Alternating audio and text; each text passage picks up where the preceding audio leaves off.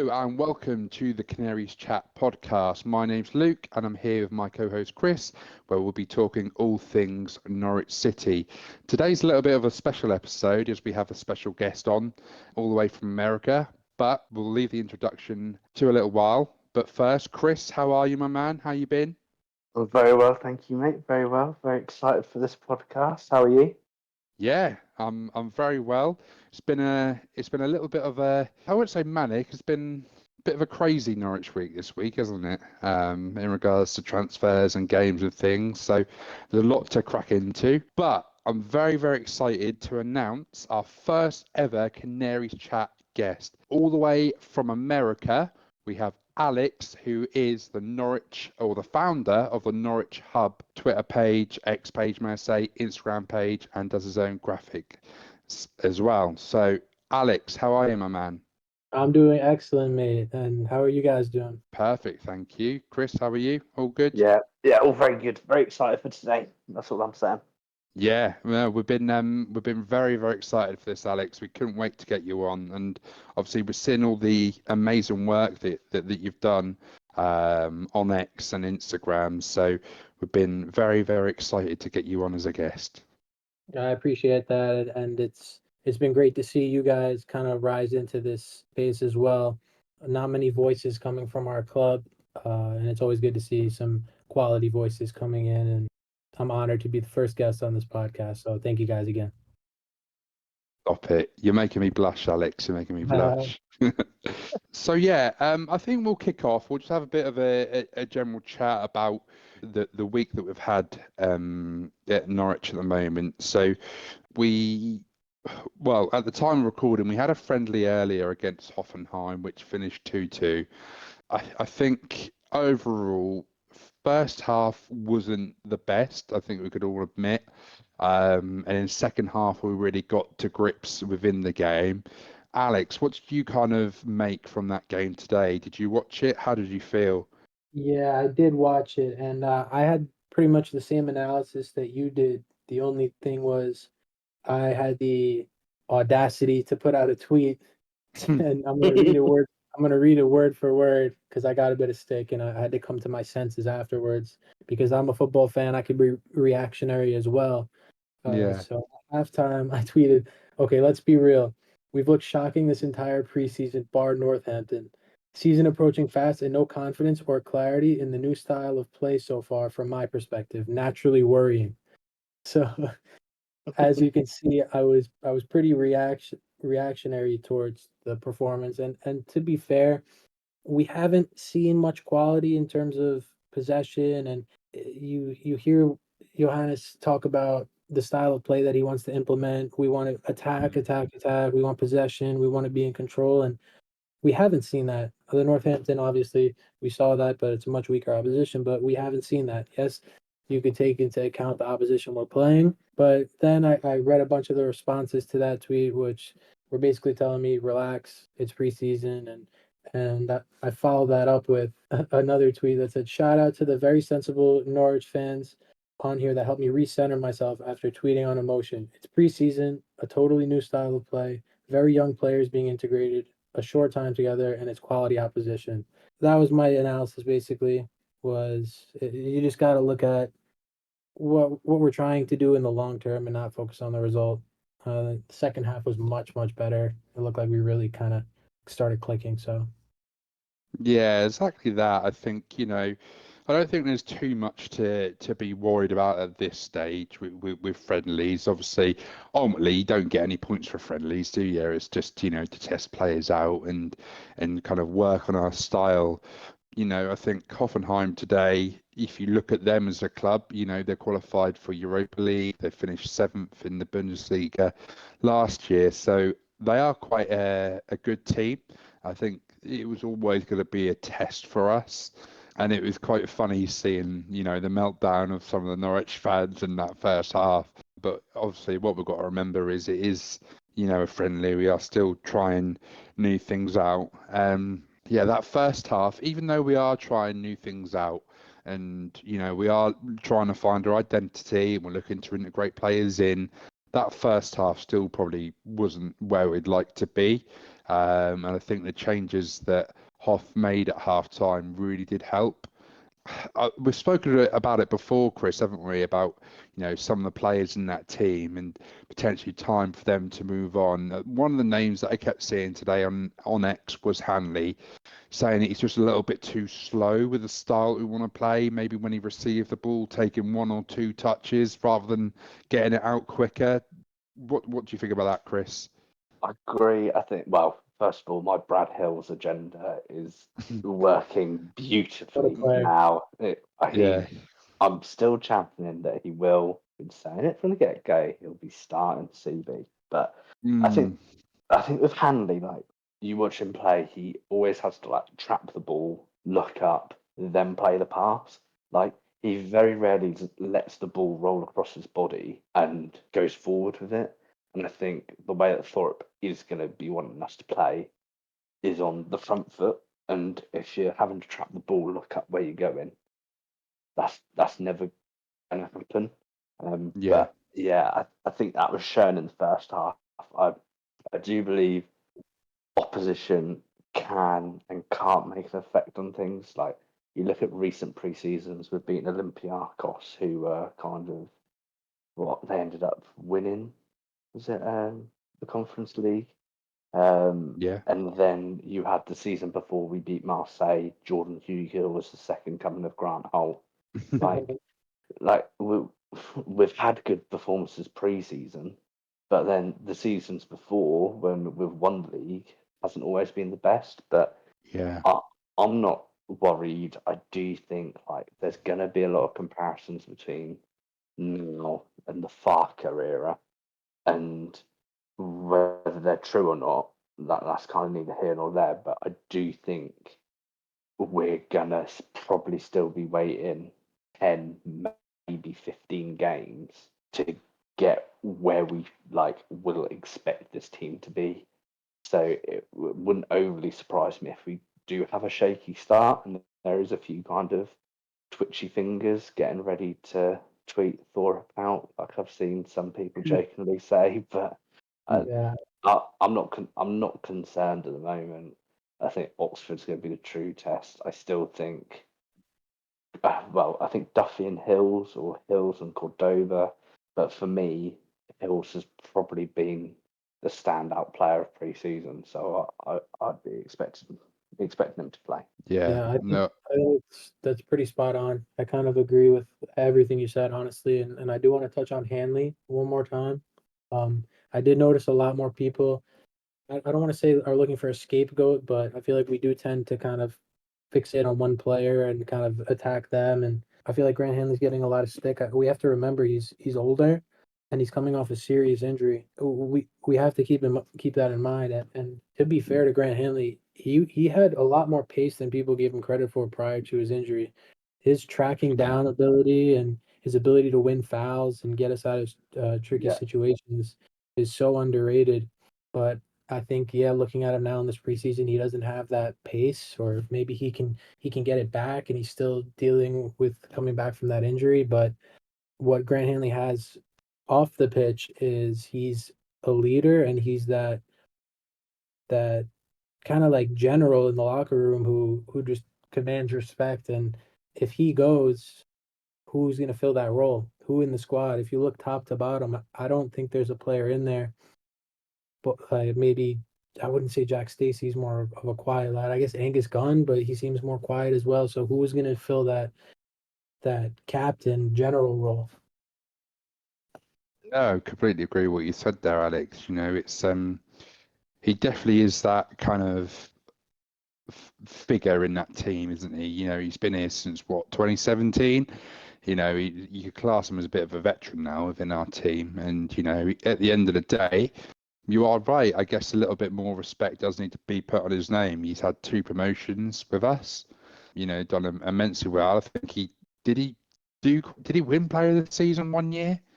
Do I remember that right? Did he win He it? did, yeah. I believe yeah, he I think did. Yeah, yeah, he won it one year. So, and never forget that ball he played into closer against Ipswich that oh, time as well. what a So, man. you know, Yeah, you're definitely right. I feel like a lot of fans tend to fixate on one player that they don't particularly like, or maybe they don't want to see in that squad anymore, which isn't necessarily the right thing to do. But I think overall you can see the players that are working well at the moment in the current setup and aren't. And I know he's come back from an injury, and I know he's probably not where he wants to be, so he probably does need the minutes to play to get up to where he wants to be. But he's just not looking quite where we need to be at the moment. But my worry is I think Norwich fans as a whole tend to turn on managers a bit too quickly without giving them enough time. And I just don't want it to turn a little bit hostile at Carrow Road, because I know it has done sometimes if things don't start to go our way. And I think Norwich fans need to realise that we probably won't go up this season. That's not what the objective is to get that new style and implement that style with the new manager and look to fit new players in. Obviously, everyone wants to get promoted. I get that. But I think there's kind of this census that Norwich fans believe we should be going up every single year when realistically that probably isn't the case. And I just hope that we stick by the new manager and believe in the philosophy that he wants to bring into the club rather than going against it if we're not getting the results that we expect to win.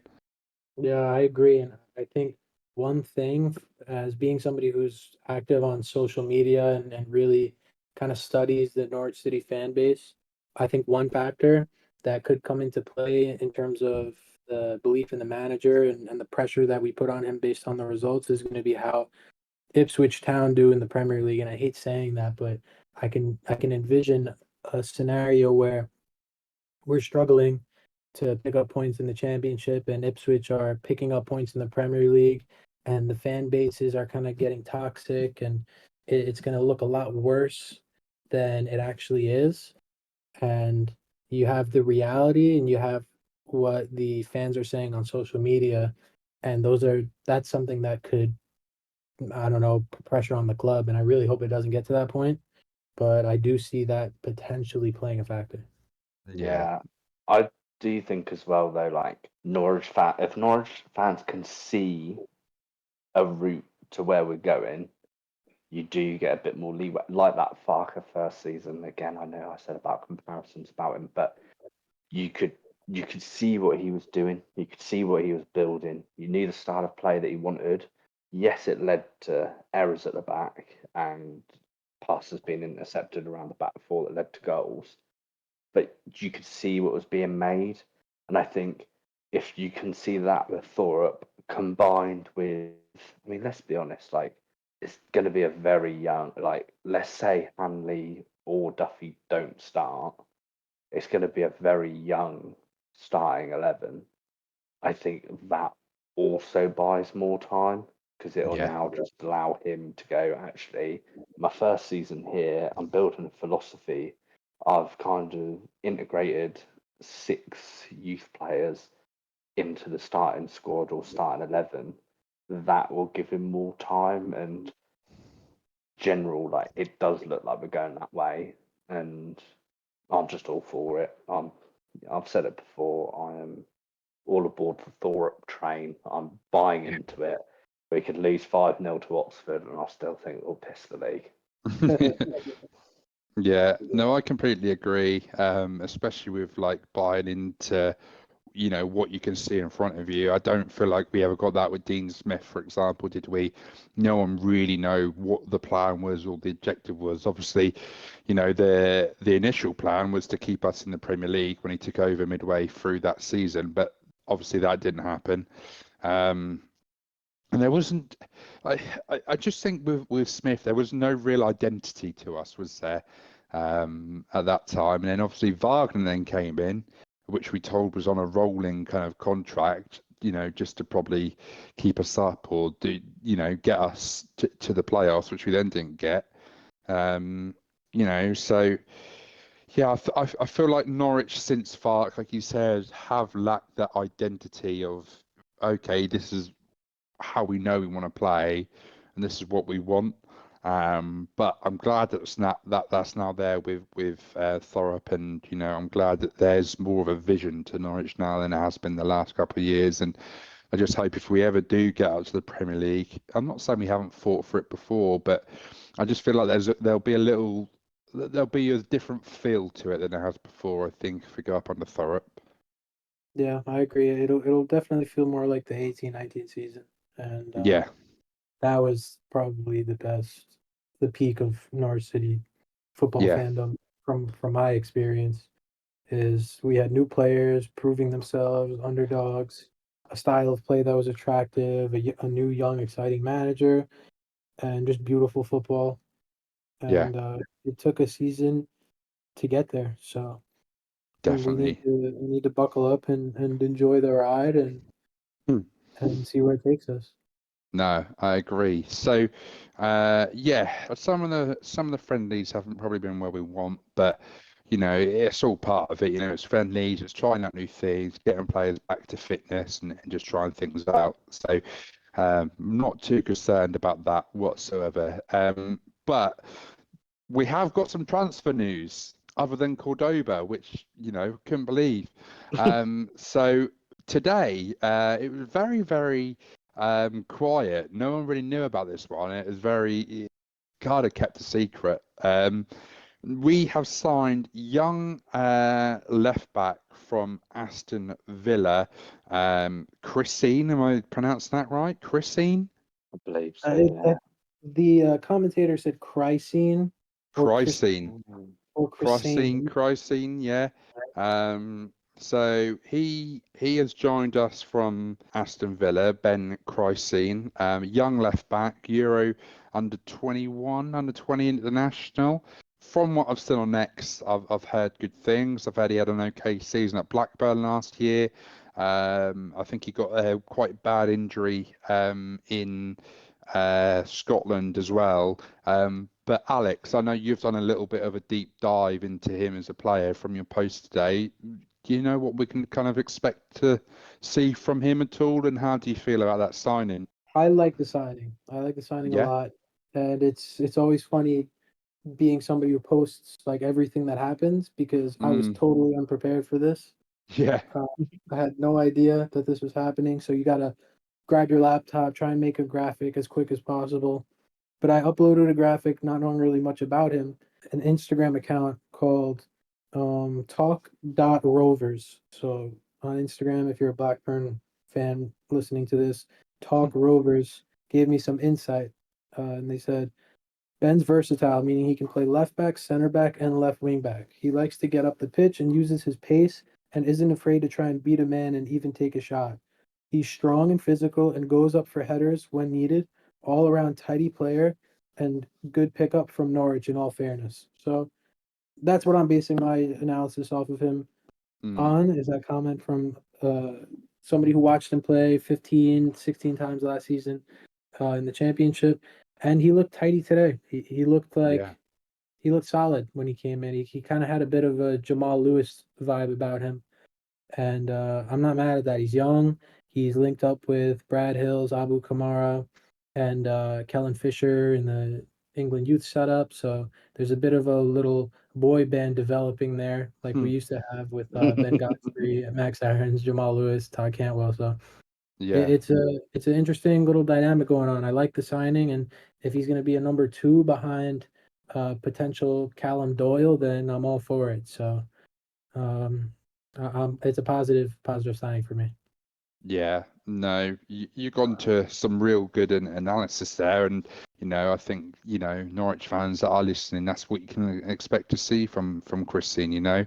Like you did say at the end there, Alex. I agree. I think if Callum Doyle does if we do get him, and he does, come to Norwich, which it is looking likely he will. I know he's been on pre-season with Man City in America. I'm not really sure what's going on there, but it's still looking likely that he is going to join us. He will probably be that number two player that may come on for the last 10, 15 minutes, or if anything does happen to Doyle at any point, he will then take his place. But I think it's a very, very exciting transfer for Norwich fans, especially the price that we picked him up for. I think it was reported at 1.5 million, round about there, and hopefully he's a player that we can really develop, like Lewis, like you said, and hopefully, you know, if the loan for Doyle is going to be 1 year, he can be a player that we develop and that then starts next year. Yeah, exactly. I agree. So yeah, really, really exciting transfer. Other than that, there's not really a lot of incomings. Obviously, there's a lot of outgoings at the moment. We've touched the issue is with Norwich is that we tend to talk about the same outgoings. It seems to be prolonged quite a lot. So obviously, the first one is Sarah to potentially Leeds, Galatasaray, Crystal Palace, you name it. He's been linked with so many clubs at the moment. Chris, what do you feel about the whole Sarah situation at the moment? Do you think it's just going to be something now that rumbles on? Like, there's been no concrete interest at this point. And like, if you have a look into it, I think the Galatasaray rumours seem a bit feeble. Like, some saying like they want to do 15 million, won't go up, and then saying that we're asking for 30 million euros. But why would we ask for 30 million euros when previously there was quotes of 20 million and so on and so forth? So it's really hard now to know what exactly the truth is. I mean, I'd be surprised if he is with us at the end of the window, but he's got a big-ish move in him. I know, like, Crystal Palace is supposedly sniffing around him, and I think he would kind of really fit in well with a team like Palace, with kind of under their new manager, the football they're playing. I think he'd suit that really well. But yeah, I think it is purely a waiting game with Sarah. I feel like there's been no actual concrete interest. It's just people putting names out there to see what kind of gets clicks on X, it seems, at this point in time. Yeah, I agree with that. I think if anyone were to go, I personally think Sarah would be the least likely, only because it seems based on the reports that Norwich are valuing him at a pretty outrageous number, which I do think he's worth. Don't get me wrong, 30 million, I believe was the quote, but I don't think at this stage in the season anybody's going to pay that for a 25-year-old who's only been proven in the second division. Obviously, we know how good he is. We know he can succeed pretty much anywhere. But if we're holding out for that number, it's probably, I would assume, because we don't want to lose him and we don't need to lose him. So Yeah, hopefully that number puts clubs off, and he puts his head down and commits to us for the season. And he's a great guy, Gabby Sara. He looks like a bundle of joy, nothing but positivity. I think he's just so happy in Norwich. I could just picture him frolicking through the streets with a smile on his face. I don't think he's leaving anytime soon. The one who I think most likely of our big three, I would call them Sarah, Sargent, and Rowe, would be Johnny Rowe. I think he'd be the most likely to leave. Is whether a club is going to come in for him and pay what we're asking is another thing. But he's got 1 year left in his contract, and we definitely wouldn't want to lose him on a free. So if we can get a chunk of change in for him now, I think that'd be a smart financial play. And you have Abu Kamara to come in and fill that role, who we've yet to see much of in preseason, but I know there's a player there for sure. Yeah, definitely. I agree. I completely agree with what you just said. It's out of the big three, I'd love to keep Sarah over Johnny Rowe. I love Johnny Rowe. Don't get me wrong. He done so good. We've been raving about him for years, me and Chris. But, I think Sarah's just so important to that Norwich team. I'd love to keep hold of him. But another outgoing, which I think is starting to annoy a little bit of Norwich fans from what I'm seeing on X, is Adam Eder. He's been linked with Celtic. Obviously, he has been linked with Celtic for the last 2 months. He's been linked with a few other clubs. Was it in Italy as well, I believe? Italy. yeah. Reports today that he's been fined and punished for not getting on the team plane with everyone to Austria. That's why he didn't play in a friendly today. I just don't feel like this saga is what we need right now as the club. Don't think it's what Thorpe needs as a new manager. Clearly, that's a player there in my eyes that doesn't want to be here anymore and is pushing for a move away. As much as apparently Thorpe would like to keep him, he seems like a player that doesn't want to be at Norwich anymore. Fair enough. He hasn't probably got the game time he'd like recently, but signing that mega contract like we spoke about was probably a silly move. But Alex, what do you think about the whole Adam Eder situation at the moment? What are your thoughts on that? The Adamita situation, I think it's an awkward situation, and it's awkward because I think as all Norwich fans are kind of on the same page with Adam, where we appreciate him, we think he's a quality player, but we want to see him do well somewhere else. It's kind of like he's had his chances with us, and to see his successful loan spell at Celtic last season, I want him at Celtic. I want a decent fee, and I want him at Celtic. I think we'll be fine without him. I think we'd be fine with him, but I think he'd be happier there. He wore the number 9 shirt. He supports the club. He scored big goals for them. In his mind, he's going to want to be back in that atmosphere. The Carrow Road atmosphere is going to be an awkward one for him. It's not where he wants to be, and I'll be cheering him on from afar if he's at Celtic. And every time he scores, I'll check FOTMob. I'll follow his games. I like Adam. I just don't think that he belongs here. And it's a bit awkward that Thorpe came in and said, "Oh, I like Adam. I like the look of him. I'm going to use him." And now we have this whole preseason where he's here, he's there, he has a knock, he misses it. It's just weird. And I think Celtic either cough up the money or we accept whatever they're willing to offer and just get this over with and focus on the group we have. No, I agree. It's definitely a difficult one. And like I said, I hope we get a good fee for him, which we should. And yeah, I just think it's time for him to go and be really decent somewhere else. So hopefully that one gets sorted relatively soon, because it seems like it always drags out a little bit with Norwich. But other than that, there's not a lot of rumours really at the moment. Seem like quite a settled squad at the moment, with a lot of the players that we had from last year, and I'm just really excited for Oxford next week, before our last friendly of St Pauli. But enough about the transfers and the friendlies. Let's talk a little bit more about you, Alex. And also you're here, on the pod.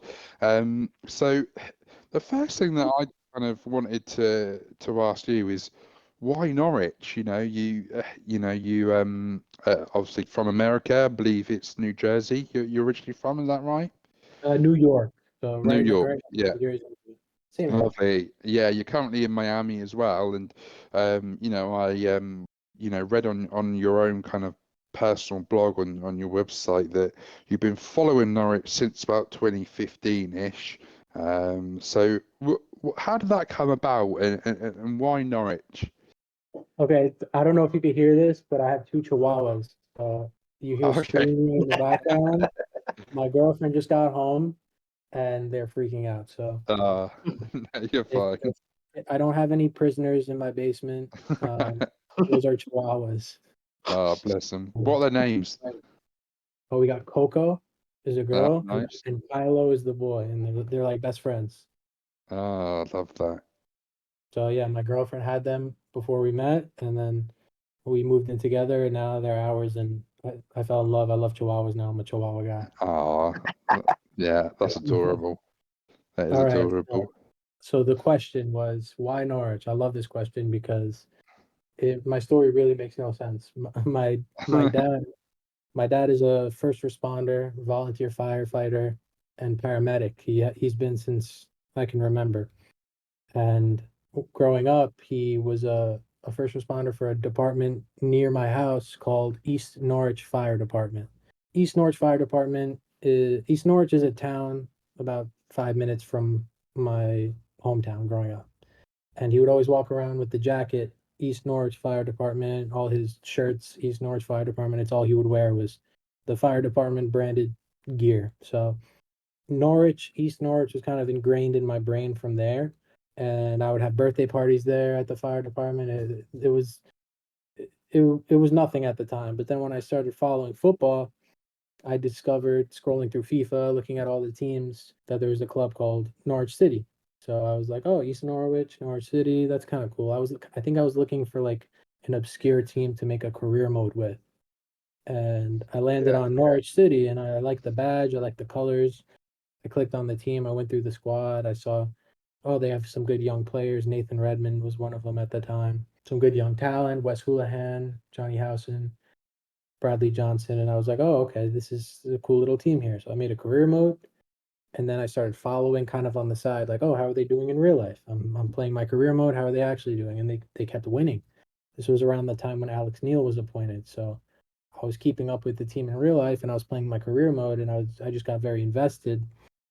And from there, they end up getting promoted, and I was like, okay, now I could watch this team on TV. So started watching Norwich City on TV when they would play against the big teams, because in New York, in America, they would only show the big Premier League games or the big Premier Yeah. League teams that are playing. So when Liverpool played against Norwich, that was on TV. Um, Man City against Norwich, like the big games. So I wasn't able to watch them all. But yeah, I fell in love. Just getting battered by the big teams, it hurt me. I felt a pain in my chest that I never felt for a sports team before.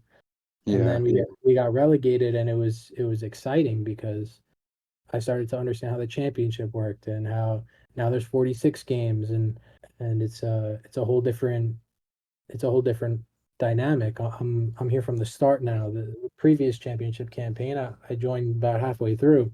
So now I'm Yeah. like, okay, this is a rebuild. Can we go back up? Oh my God, you win 180 million pounds in TV rights if you get promoted again. That changes the course of an entire club's trajectory, like.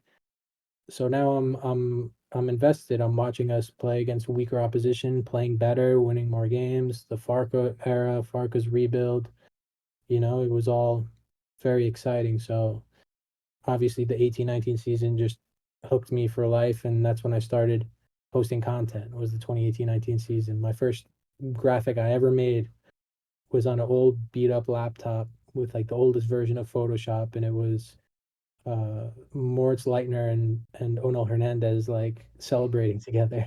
And it was just a crappy edit that looked like it was made in PixArt. And I posted it and it got no likes, but it was fun. It was Yeah. a I'm a creative guy, I always have been, so it was an exciting way to kind of create something that I care about. And I just Yeah. kept doing it. I got better, I got a new laptop, I kept upgrading, and people started following, and here I am now. So talking to you guys, it's honestly a privilege.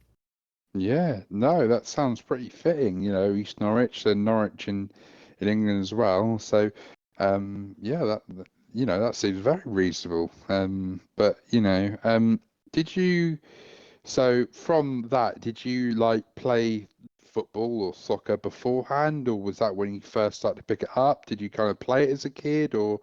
Yeah, so I always played football as a kid. My grandpa, I'm Greek, so we call it papu. That's how we say it in Greek, papu. So my papu played professional soccer in Greece a long time ago.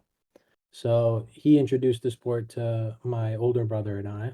My older brother Constantine is a huge Man City fan. He's Hmm. 27 now.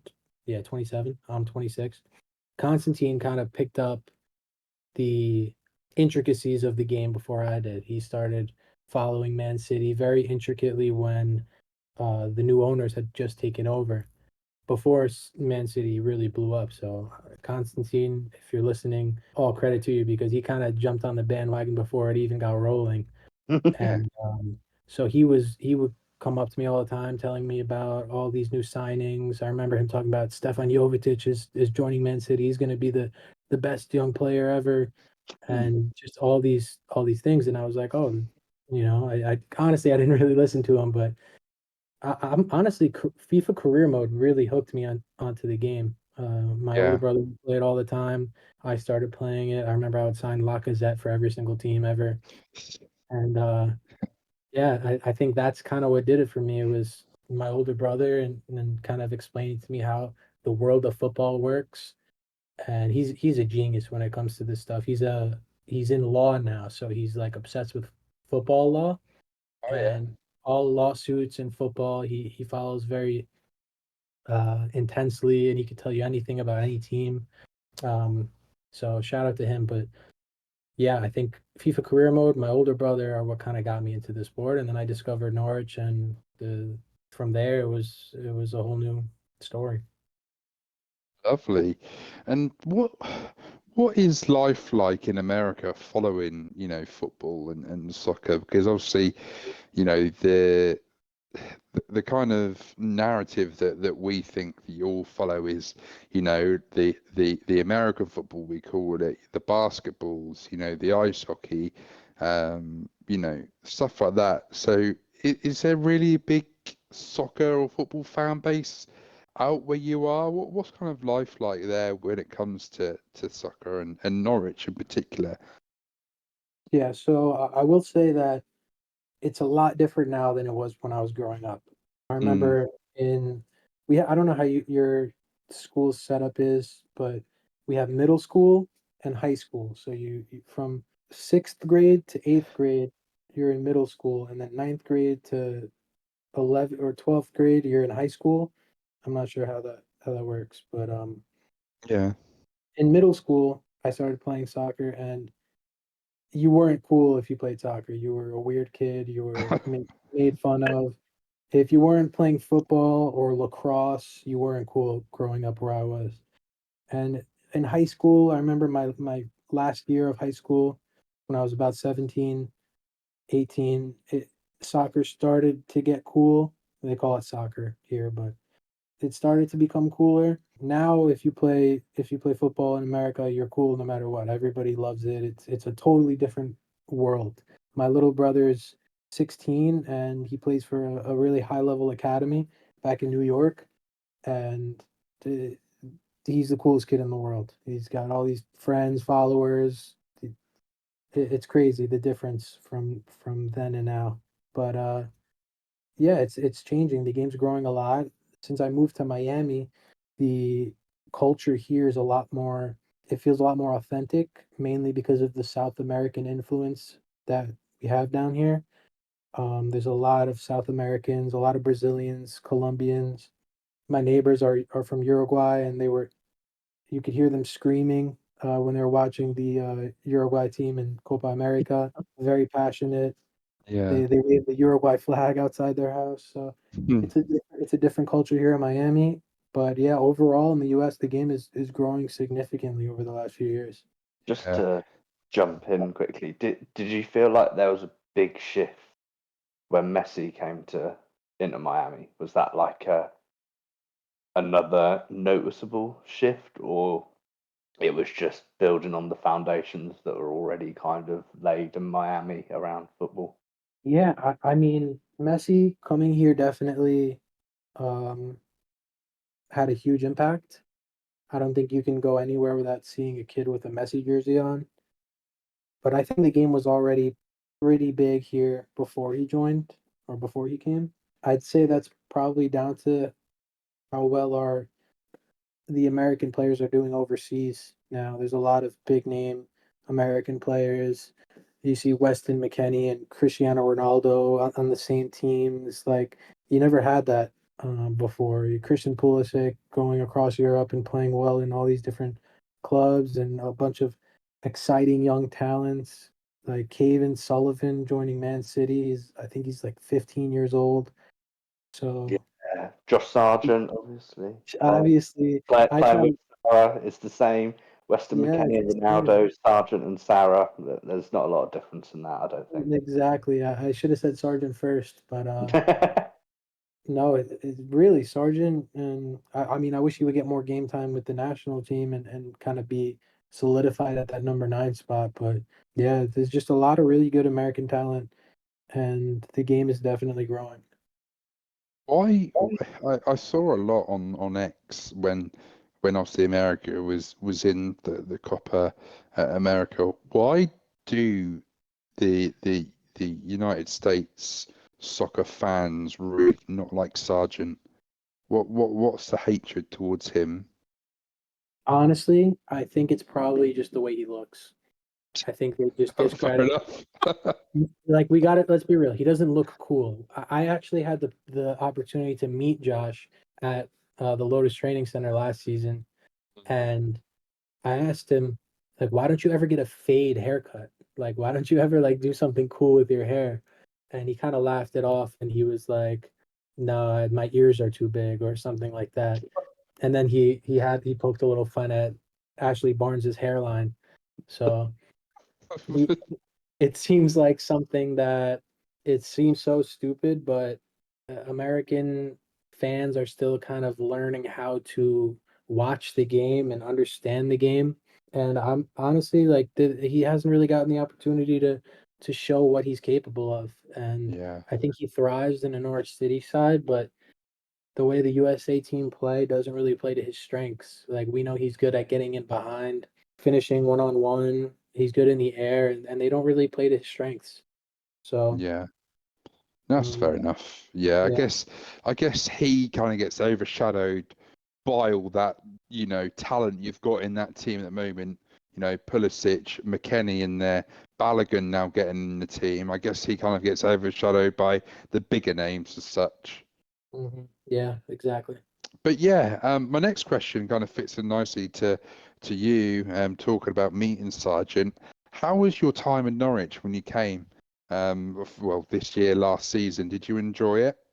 Oh man, I still have like I lay down in bed at night and I look up at the ceiling and I'm just like I'm picturing like meeting David Wagner and looking him in his eye, shaking his hand, Yeah, and I just can't get off this high that I felt when I was there. It was incredible, and I'm probably the only American person ever with no ties to Norwich to dream of when I go back. But yeah, it was amazing. It was a beautiful introduction to England in general.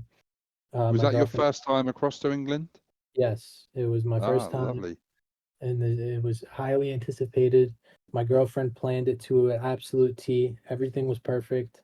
And then we went to London afterwards, but Norwich was just the most beautiful, peaceful, enjoyable, relaxing time that I've had anywhere that I've been. And then to see the game at Carrow Road to end the trip and we win 5-0, I just like, come on, you can't write that stuff, you know?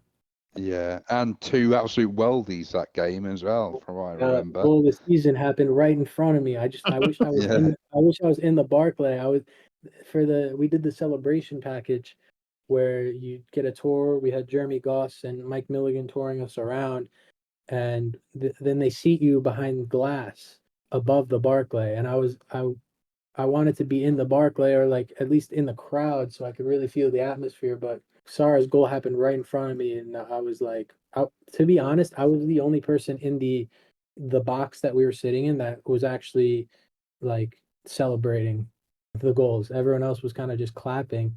I wanted to like throw myself 3 tiers down, like I felt like I was like kind of trapped, but still to see that goal live and in the flesh was insane. Yeah, I think those kind of glass boxes are very like corporate, Yeah, they had that vibe. unfortunately. But I sit in the Barclay lower, so whenever you're next down, let me know. I'm sure I can manage to get you in there with myself. Have you got any plans to come back anytime soon?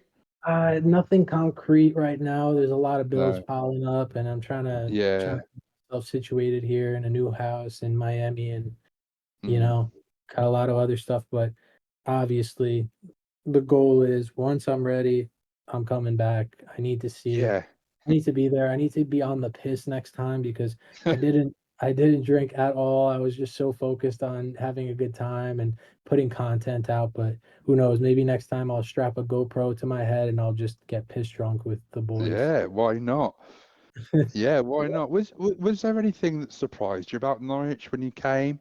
So I guess was there something that surprised you, and was there something that you weren't expecting, or was it as you expected? What was it like? Oh, I don't even know if I expect what I expected. I honestly, Yeah, I just knew that from what I know about the club and what people say about the city is that it's very quiet, it's very beautiful, and that was exactly how I imagined it. I watched my girlfriend and I watched so many like 360-degree 2 hour walkthrough of Norwich videos on YouTube just to like prepare to Yeah, like know what we're gonna see. But I think the yeah, thing that surprised me the most was how close the ground is to kind of like the downtown area, the center of the city. I didn't realize yeah, like it's a decent walk, but it wasn't that far. I thought the stadium was a lot farther, but that surprised me. Everything was close by. yeah. It's a lot like that in England. I've been to America a few times, and I've been to a few of the stadiums out there. They're miles away from the actual like city, downtown cities, aren't they? They're like just their own segregated kind Yeah, of big, like lot of land with huge car parks. You normally have yeah, like a big NFL pitch, don't you? And then like a baseball pitch next to it, and then like a little arena as well. It's so far yeah, away out from the main city, and a lot of football pitches in England are quite close to the main city. I'm not sure why that is, but yeah, it's only like a 10-15 minute walk, wasn't it? So I think for me, the things that surprises me about England and America is everything in England's like walking distance. Everything in America isn't as such. And it's just so big in America. Like I feel like you got to get a car everywhere. yeah. No, you definitely need a car, and like Inter Miami's stadium currently, for example, I know it's kind of like a makeshift stadium because they're planning to build like this massive complex. But if you park, if you go to Inter Miami and you park there, you can't walk to anything. There's maybe a gas station across the street, or you guys call it petrol, right? Petrol station. Yes, yeah. Yeah. Yeah, so there's a petrol station across the street, maybe like a little market, but that's it. There's no city nearby. If you want to get to Miami, you need to walk like 6 hours down the highway to get there. So Oh, wow. it's different, you know.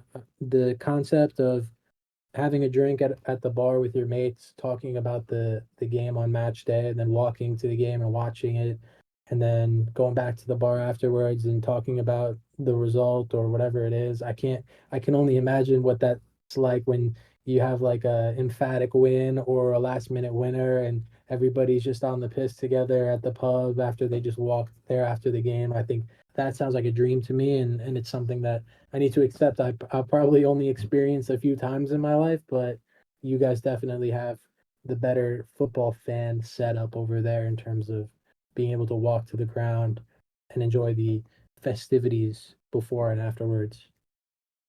Yeah, definitely. No, it is good. I think with Norwich being so kind of a city that's so far out of all the other cities in England, I think the fan base as a whole is quite a togetherness just because of due to where it is in England. There's a lot of fans that that travel in Norfolk to come to Norwich and watch, and Norwich is like a city where everyone says everyone knows each other, and it's really nice beforehand, to go to the pub and have a chat with your mates, talk about how you think the starting 11 is going to be and how the game's going to go. So, yeah, no, it is really good. I absolutely love, I love, game days. I love it. It's absolutely fantastic. So, what I was going to ask you, what is your hot take for Norwich this year? What's your hot take, and where do you think we'll finish? I don't think it's going to be a hot take really, but I kind of agree with what we spoke about earlier. Is I don't think that this season is going to be emphatic or we're gonna be in the top two come the end of it. I think we're gonna struggle. I think we're gonna hit runs of poor form and we're gonna hit runs of great form. And I think it will be similar to Farca's first season, mainly just because the personnel that we have are so young and the opposition that we're coming up against, like I kind of underestimated the league in the beginning. I thought it was a weak championship. I thought we definitely looked like one of the more solid outfits. But looking at it now and seeing the transfers that some of these clubs are making, I'm getting a little bit worried that we're going to come up against some really strong sides and man to man, we're not going to match up very well with them. Now, will the style of play that we have be ready to go? by the time we come up against these strong sides, who knows? Will we be better drilled than them? Who knows? But I just think man to man, our squad on paper is, I'd say, probably around mid to upper mid table. So between 10th and 7th place is kind of where I see us finishing. We could finish below that. We could surprise everyone and sneak into the playoffs. But honestly, I think a building season would be better for the club in the long run. So not really a hot take. Let me try and think of a hot take real quick. Give me a sec. Maybe about a player that you think's going to do well. Player I think is gonna do or a player that won't you know do so what? well. I'm gonna give a hot take, and I'm gonna say that Liam Gibbs is gonna have a very good season. And Ooh. I'm saying that because I feel like Thorup likes the look of him based on how he's kind of deployed him in preseason. And I feel like he has a point to prove. He hasn't really done anything bad. He hasn't really done anything great. I remember David Wagner's first season, he scored a brilliant goal, and we all kind of thought, like, okay, Liam Gibbs is here, and then he kind of faded away a little bit. But I think he's gonna mature a lot this season, and he's gonna kind of find his place in Thorup's setup and be kind of a standout in our 11 and one of the first names on the team sheet come like towards the end of the season. So we're gonna get a lot of games out of Liam Gibbs. That's my hot take. Ooh, I like it. I like it. That definitely is a hot take. I'll quickly He's do got the number mine. 8. He's got the number 8 shirt. You know, he's got to do something with Yeah, it. Why not, you know? exactly. Yeah, he's got the number for it. Definitely. No, he's definitely been played a lot more. I know he came back from injury last year, which saw him out for a while. But he did play a lot under that first half season under Wagner. So there's definitely a player there, and I look forward to seeing him play. My my hot take, I'm not sure if it's a hot take or not, is that we keep Sarah and Rowe this season. Oh, that would be nice, wouldn't it? Yeah, is that a hot take or is it just my wish list? One of the two, but I genuinely I just genuinely think we're gonna keep them both. I don't know why. I don't know what's telling me that, but I just feel like we'll somehow keep Sarah, and I don't feel like there's been enough noise about Rowe at the moment, and I can just see him going on a free next year. That's the Norwich way, but that's my hot take. I feel like we'll keep Sarah and Rowe next season. On that, Yeah. do we have a I didn't know, do we have a 1 year extension on Ray? I know we do on Kamara. Maybe. I have Yeah, no idea. I'll have to ask Connor Southwell for that one. yeah, because We'll get him on the next pod. I want to say we maybe have a 1 year extension on that. That'd be good because we'd definitely have him this season then Yeah, if that's the case. There's just not been a lot of noise about him. Do you know what I mean? let's keep it that way. Let's keep it that way. But he's also played, I believe, every game in this pre-season, and to me that doesn't look like the sign of a player that's potentially going. That to me is a sign of a player that the manager wants to fit into that squad and is going to build around. It's the sign of a player that's going to score 30 goals this season. Take Yeah. us up. And Chris, what's your hot take for this season then? So mine is Brad Hill's player of the season. I don't. I think he might. Well, I'm saying he should start as our starting centre back. But if he doesn't straight away, he'll cement it. We'll go up. Him and Ronnie Edwards will be the new centre back partnership for England in a few years. England win Euro 2028 with Brad Hills as captain, Ronnie Edwards by his side. We're all loving life. But that's my hot take, and I'm going to stand by it, even if he only plays 20 minutes. I'm still voting for Brad Hills. I say to make sure Chris's hot take is right, we do another Carlo Nash for player of the season, and we all vote Brad Hills regardless. Yeah, this What are we saying about that? This podcast is obviously so large that we Yeah. can rig a player of the Yeah. season. We do it, But, definitely, for sure. Anyway, But, take but away no, hot take. but just on Brad Hills quickly, like I'll be really disappointed if he doesn't get the minutes he deserves. And I'm happy to be proven wrong. Like, if it is too much out of his depth and it is too much too soon, fine, I'll go, you know what, fair enough. But I want him to be given that opportunity for that to be proven. Do you know what I mean? I just want him to get the minutes to go and prove himself. And I'll just be really disappointed if he doesn't get the minutes that I hope he does get. No, I agree. He deserves them. He's been our best player in pre-season, so I'm Definitely. hoping it's just a matter of time, really. Yeah. Now on to our little game, Chris. Yeah, so I've got a little game for yourself, Luke. So, we're doing blind ranking, and this is Norwich City strikers. So, for anyone that doesn't know how it works, Luke will have numbers 1 to 10. He'll be given a random Norwich striker. He'll have to put them in one position, and then obviously he doesn't know who's coming next. So, to start it off, Luke, you have Gary Hooper. I've also got stats if you need stats as well. But I'm sure you don't. Ooh, Gary Hooper. Where does he rank? It's a difficult because I don't know what 10 you've got. Yeah, he could Gary be the best Hooper, one.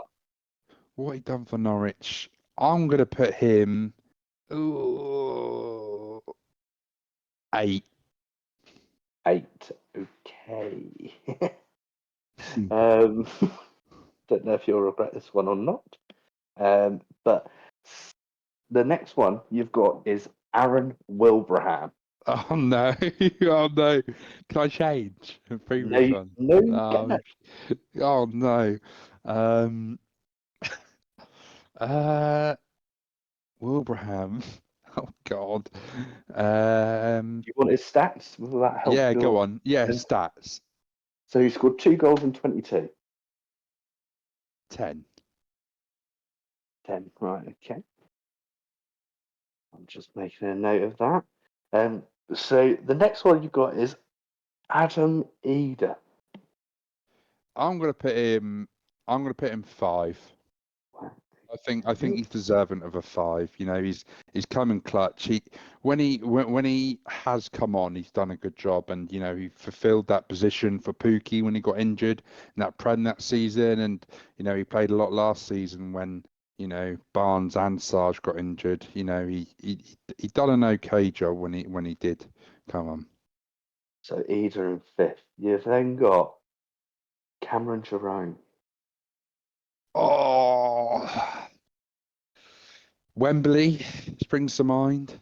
Yeah. Obviously, the semis beforehand, he scored, finished that game off against Ipswich. Scored a number of cracking goals. Man U away. Yeah. The little Um, toe poke. the disallowed one against Crystal Palace.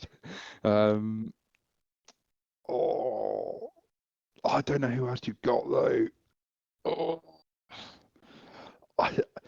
because I just think you've got like Pookie, Holt in there.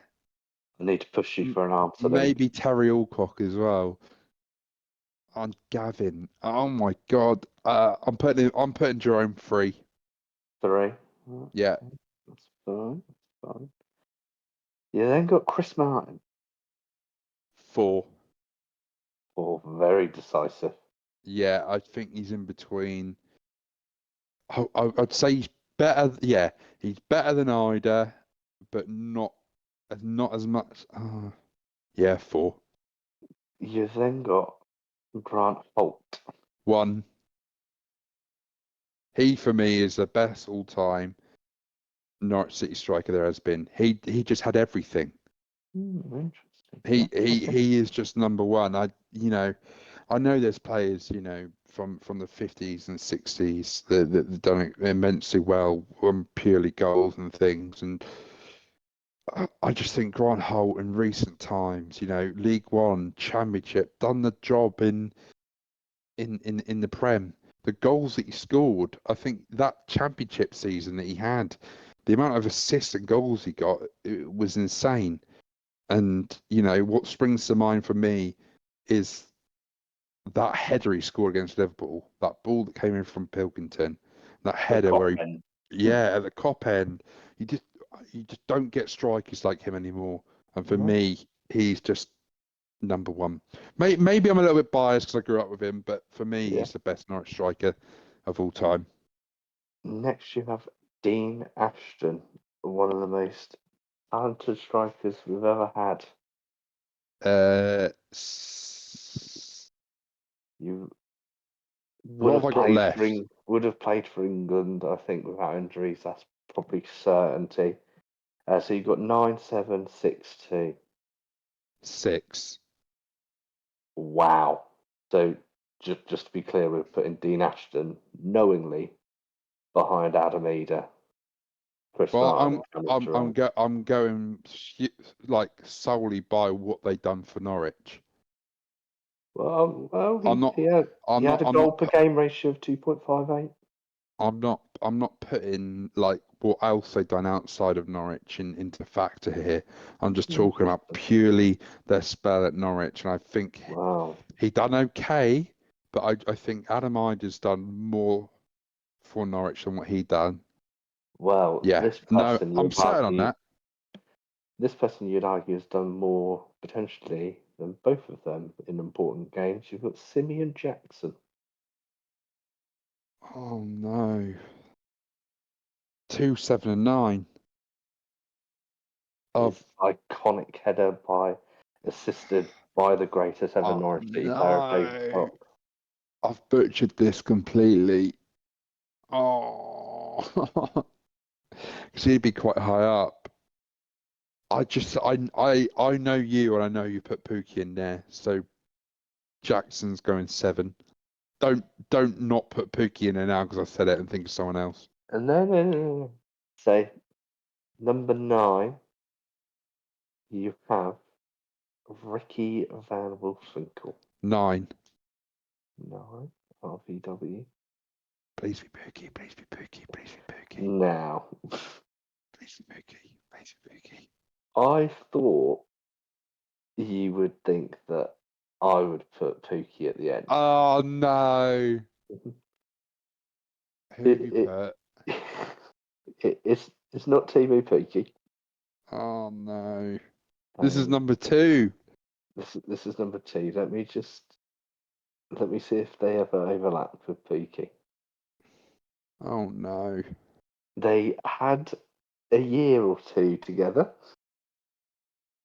And you think, Luke, no. Don't second tell me. best Don't tell striker. me. You're going to say Jordan Hugel. No. You think the second best striker? Well, I don't know. Norwich Hang on a minute. I don't think that. This is just who's last. is Stephen Naismith. Oh, yeah, fair. I'd put him 2. I'm joking. If I'd known that before, I'd swap him and Jackson round. Yeah, I was hoping I could bait you into it, and You very much did bait me. Do you just want to go through that order again then? I will. So this is just to reiterate who Luke thinks 10-1 best strikers I Norwich don't have ever think had. this is just what came through. Number 10, Aaron Wilbraham. Number 9, Ricky Van Wolfswinkel. Number 8, Gary Hooper. Number 7, Simeon Jackson. Number 6, Dean Ashton. Number 5, Adam Eder. Number 4, Chris Martin. Number 3, Cameron Jerome. Number 2, Stephen Naismith. And number 1, Grant Holt. I'm actually quite happy with that. To be honest, there's maybe only a couple I would change. Yeah. Jackson, no. Naismith. I think Jackson needs to be higher. Other than that, I actually probably wouldn't change any of them. Yeah, no, I rate it. I rate it very highly. God, we need to do more of these each week. We need to do We another will. one next week. I love that. I'll let you do one for me next week. Yeah, all right. I'll do midfielders. Oh God. Yeah. David. Well, I know Fox. David Fox, number 1. Yeah. All right, I'm going to bait you. I'm going to Yeah. go through 9 names. Will I have David Fox or not? Yeah. Ooh. Will I double down and actually put him in? I don't know. Why is this turned into mind games now? Yeah. Just a bit of fun. Yeah. Oh God, Very competitive. true. We'll leave it there. We'll leave it. We'll leave it there. Yeah, definitely. So now we'll just quickly move on to the giveaway, and the winner of that So thank you to everyone who entered, who liked and retweeted and followed us on X. Obviously, it was for the new Norwich away shirt. And obviously, as we've got Alex on the pod, he'll be the one to announce the winner. So the floor is yours, Alex. Who's the winner of the giveaway? All right, so massive congratulations to a lad who goes by the name of Terry Linford Hazel, also known as Unafraid Average on social media. And he looks like he's in great shape. So keep up the fitness journey that you're on. Well done. There's a winner. So I believe that's all that's time for now. Alex, thank you ever so much for coming on. I've really enjoyed it today. It's been an absolute great pod, and it's been great speaking to you. I'll let you do a little shameless plug now if you want to put in your socials in. Yeah, of course. And thank you guys. I love what you guys are doing, and I can't wait to see where this journey takes you. So thanks again for having me. I'm honored to be the first guest on this podcast. And yeah, if anybody listening wants to follow me, just search Norwich Hub on any social media. I'm on Facebook now, YouTube, Instagram, and X. And just give me a follow. I make graphics about Norwich, and I love the club. So thanks again for having me, guys. Lovely, perfect. Thanks, Alex. Thank you ever so much for your time today, and I'm sure potentially in the future we'll do some more pods. But yeah, as always, follow us on X, follow us on YouTube, follow us on Spotify, and give us a review if you can. We also have Instagram and TikTok, so if you could give those a follow, that would be fantastic. Chris, anything for you, my man? No, just once again, Alex, thank you very much for coming on. And basically, so people know we're going to be running like a kind of Super Six kind of tournament vibe. So we're going to get guests on like every week to predict six either championship results or championship or Premier League results. And then whoever's got the most points at the end of the season will donate some money to their charity. So Alex has very kindly said that he'll do that after the pod, and we'll post that on socials as well. But yeah, no, apart from that, thank you very much, Alex. It's been really good having you on, pal. Thank you. I appreciate that, mate. Lovely, perfect. And as always, we'll finish off the pod with a Norwich City trivia question. So, in the 2016-17 season, James Maddison had a spell on loan at which Scottish club? I wonder why and who that was. Did we do a shout out at the start for the winner of I don't think we did. Chris? Did you want to give the shout out? Yeah, so the shout out for last week's question, which was who was assisted Nathan Redmond in the playoff final, the answer was Stephen Whitaker. And well done, Cody, for getting that right. So make sure you answer this week's question, and you could get another shout out next week. Lovely. Thank you, Chris. Thank you to everyone who listened. And like always, give us a review on Spotify if you can. Make sure to give Alex a follow as well. He's been tremendous today. And yeah, hopefully see you all next week.